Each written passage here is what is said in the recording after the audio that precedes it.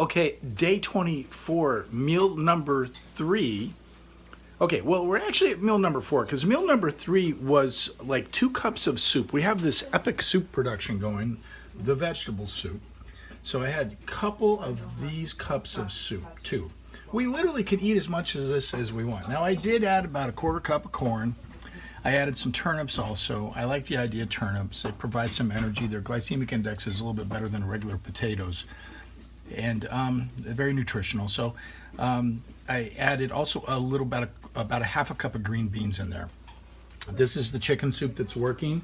And this is the broth soup made from the sausage that we had from Katz Deli in New York City. And so it's basically a broth. We're going to eat this as a broth. There's onions and peppers, and there's some peas, like right there, some split peas. We haven't showed you our pantry here. We have a lot of dried, everything under the sun dried. Okay.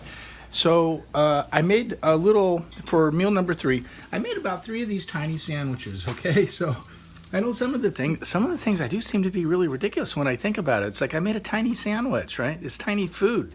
So there is about half a tablespoon of those fried potatoes. And that would be, well, it's such a minuscule amount of carbohydrate. I'm just going to say that's about maybe 1 carbohydrate right there. 1.25 cups of this is 12 carbohydrates. Somebody figure it out for me. It's about half a tablespoon, between half and a whole tablespoon. I'll measure it out and figure it out for us in the written material coming. So, piece of cheese. We know that 4 of these little pieces of cheese, we mapped it out, are about 110 calories. And here's our package right here, 110 calories and 9 grams of fat. There is like no carbohydrate and about 6 grams of protein there, if you can see that. So I had about 3 of these little tiny sandwiches for meal number 3. And we're moving on here to meal number 4, about 3 hours after meal number 3. So, okay, here it is, day 24, meal number 4. What's it going to be? Well, I'm going to start off with this broth soup that came from here, and it has a little bit of peas in it that really kind of all disintegrated, basically. We can't even see the peas.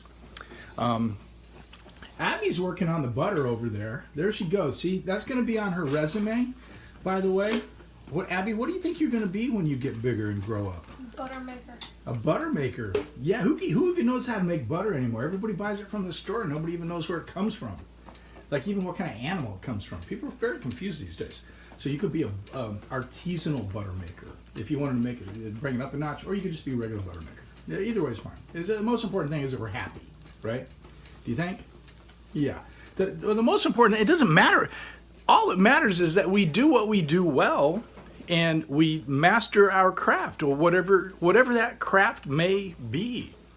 So, whatever it is, I'm going to be a landscaper. I'm going to be the best landscaper in the universe. I'm going to take such good care of people's yards and plants and put in extra effort and bring my whole mind right to what I'm doing and feel connected with my clients and my work and my plants, and I don't know if I'm going to be a butter maker. I'm going to be an amazingly good butter maker. There's Abby. She's studying her butter. What does it look like in there? Bubbles. A lot of bubbles. It's starting to congeal. Man, we're working that. It's a lot of effort to make butter. Before we were talking about maybe building a contraption that would involve hamsters running in a circle around a wheel and have a cam on it. And the cam would power a plunger that would come down through the jar, if you can picture that. And so we'd have hamsters working to churn the butter. So we're going to scale our butter making ability here with the power of hamsters. Then, of course, we have to figure out how much do you have to feed the hamsters to be able to get a stick of butter. I don't know. It might not make any sense.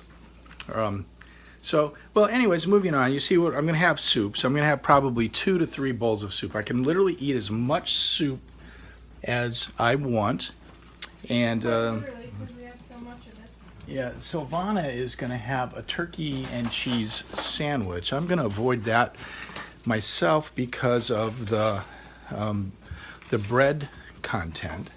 I I have that little mock-up sandwich I made with a half a tablespoon of potato and 2 slices of cheese. So I'm going to have that. So that's going to comprise meal number 4.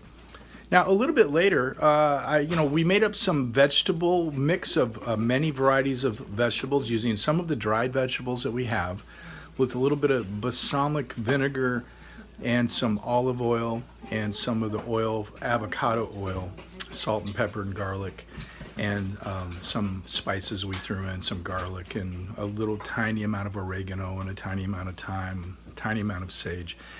So I'm going to have that, which will be, it's a very delicious treat, by the way. When you add a balsamic vinegar to something, it really picks up a lot of flavor and brings up interesting flavors in the foods that we're eating.